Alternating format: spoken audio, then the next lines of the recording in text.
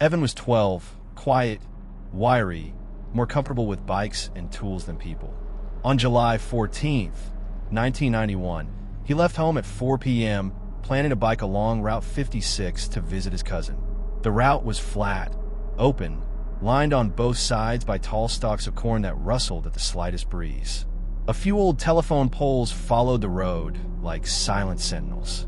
The only witness to Evan that day was a long-haul trucker who logged passing a boy on a blue bike at approximately 4:32 p.m.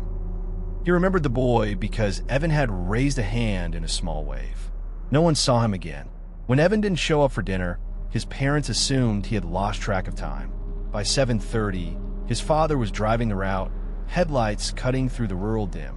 At 8:10, he found Evan's bike, not broken, not toppled, but standing neatly against a telephone pole as if someone had placed it there deliberately. The chain was still warm. Evan was not around. Police arrived within the hour. Flashlights swept over the road, the grass, the ditch. What unsettled them wasn't just that Evan was missing. It was that the area around the bike was pristine. There were no footprints, no tire tracks from another vehicle, no signs of struggle, no pathway through the corn, no blood, nothing. What there was, what officers whispered about later, was the pole. The telephone pole against which the bike rested was old, weathered, and humming. Not loudly, not mechanically. More like a low resonance you felt in your ribs rather than heard. A few searchers brushed it off as leftover vibration from power lines. But there were no power lines on that pole. The wires had been cut and removed 3 years earlier. By midnight, the town had organized a search. Volunteers combed the fields, calling Evan's name. Dogs were brought in, but behaved strangely, circling the bike repeatedly, confused, whining, refusing to follow any trail beyond a few feet. Their handlers said it was as if Evan had simply ceased to exist. Rumors began the very next day. A farmer living half a mile from the spot claimed that on the evening Evan disappeared, he heard an unnatural humming drifting across the fields. He said it grew louder, vibrating through his barn walls, until it ended abruptly with a sound he described as a sharp pop, like air folding in on itself. His wife dismissed it as thunder, but there had been no storms. A teenage girl swore she had seen a shimmer on the road earlier that week. Heat waves rising from asphalt, even though the temperature was cool. She said the shimmer took on vague shapes, like outlines of figures flickering in and out, as if reality was glitching. Police dismissed these accounts, but privately, some officers admitted the girl's description matched something they had seen during the search. Flashlights had revealed odd distortions in parts of the field, brief, wavering warps in the air, visible only at the edges of the beam. By the third day, hope dwindled. By the fifth, the official search was suspended. But Route 56 didn't forget. Years later, drivers reported seeing a shadowed figure biking at the far edge of their headlights late at night. A small figure on a blue bike, pedaling steadily.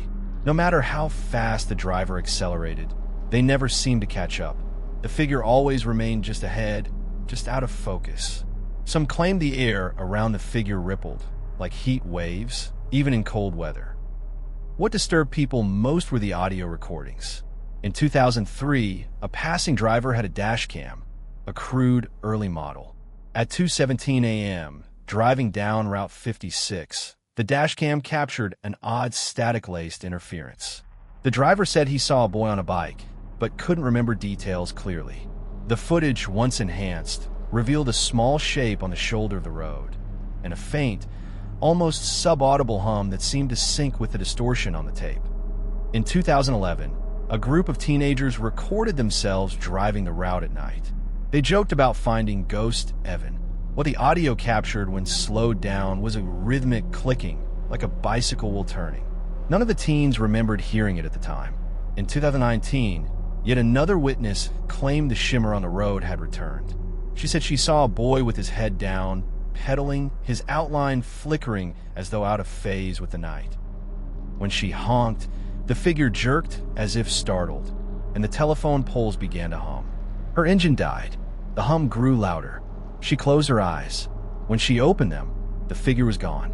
Today, the bike is still locked away in a police evidence locker. Officers say that sometimes, late at night, the metal frame feels warm to the touch. The case remains unsolved. Dr. Naomi Keats arrived in Gray Hollow Forest in November 2014 with 2 duffel bags, a crate of research equipment, and an optimism her colleagues said bordered on reckless.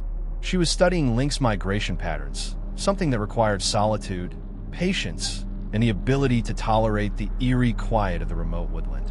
Gray Hollow wasn't just quiet, it was wrong. Visitors described it as a place where sound didn't behave as expected. Voices seemed swallowed by the trees. Footsteps echoed inconsistently.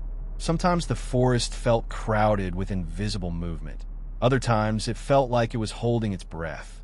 Naomi reached out nightly via radio, logging temperature, sightings, tracks, and her own observations. Her notes were precise, scientific, unemotional, until the 6th night. Her final transmission began normally. Then the radio crackled. Naomi's voice came through, strained, breathless. Something's not right. They're not animals.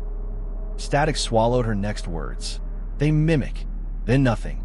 Her team arrived at her cabin the next morning. The coffee in her mug was still warm. Her jacket hung on a hook by the door. Her boots sat neatly on the mat. The snow outside was smooth, undisturbed. What disturbed the team was her notebook. The earlier pages contained sketches of paw prints, trees, notes on animal behavior. The later pages, dated the night she vanished, were frantic, rushed, filled with sketches of tall, thin shapes between the tree trunks. Shapes that were human-like but wrong. Limbs slightly too long, heads slightly too narrow. And they seemed to be watching. The final page contained only 3 words: do not answer. Outside the cabin, the only equipment disturbed was a trail camera Naomi had set up facing the tree line. The camera held one final piece of footage.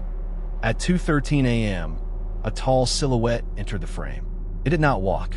It simply appeared at the edge of the clearing, as if stepping in from behind a curtain. Its outline was unstable, like 2 figures overlapping. It stood there, perfectly still for several minutes. Then it leaned toward the camera. The video warped. The silhouette split, one shape becoming 2, then 1 again. A faint sound bled through the footage.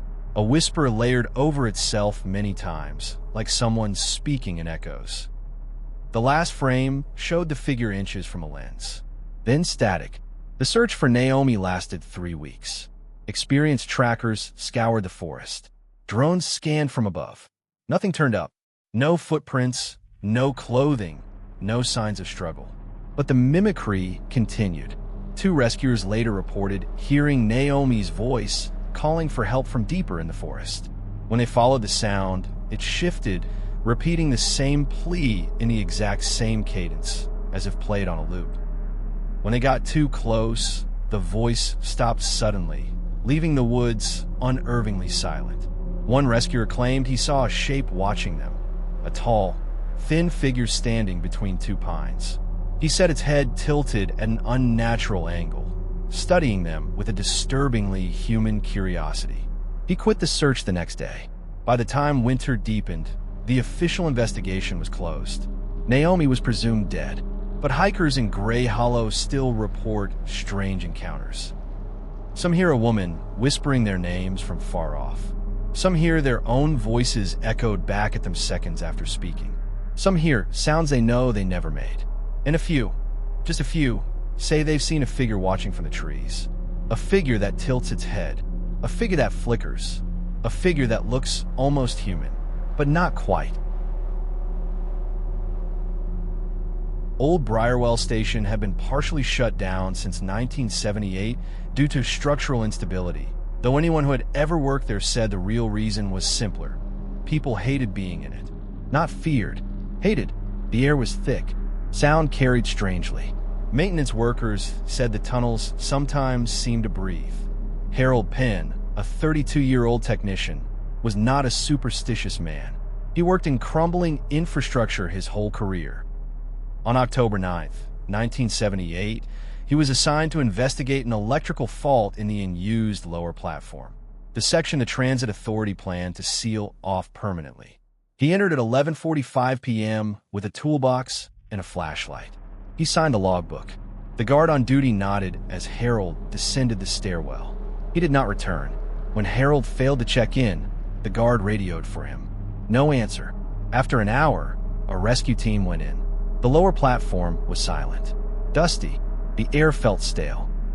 They found Harold's toolkit sitting near the platform's edge, but not where it would have fallen. It had been placed, positioned neatly, but the dust showed something else. The bag had been dragged exactly 2 inches before being set down, as if someone had tested its weight. The security camera above the platform, old, grainy, black and white, held the only visual record of Harold's fate. At 11:51 p.m., Harold walked into view. He shined his flashlight down the tunnel. At first, everything looked normal. He inspected the electrical panel. Kneeling, he opened his bag. Then he froze. His head turned sharply toward the tunnel, as if someone had called his name. The camera had no audio, but his lips moved. He stood slowly. His flashlight wavered. Something moved at the tunnel's edge, a pale shape at the very corner of the frame. A hand, thin, unnaturally long, resting lightly on the concrete wall. Harold seemed mesmerized. He stepped toward the darkness. The light flickered. The pale hand withdrew.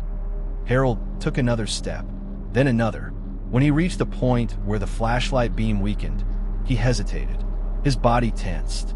He looked back, his expression unreadable in the grainy footage. Then he turned forward again and walked into the darkness. He did not run. He did not appear forced. He simply walked forward and vanished into a blind corner where no human should have been able to disappear. The flashlight rolled back into view, spinning slowly to a stop. He was gone. When the rescue team entered the tunnel, they found no hidden door, no side passage, no drop-off. The corner Harold turned into was a dead end. But the electrical fault he was sent to fix? It was gone. The system was functioning perfectly. Workers later refused to return to Old Briarwell alone. Some claimed to hear footsteps pacing on the unused platform. Some reported seeing a faint beam of light switching on and off, like a flashlight being tested.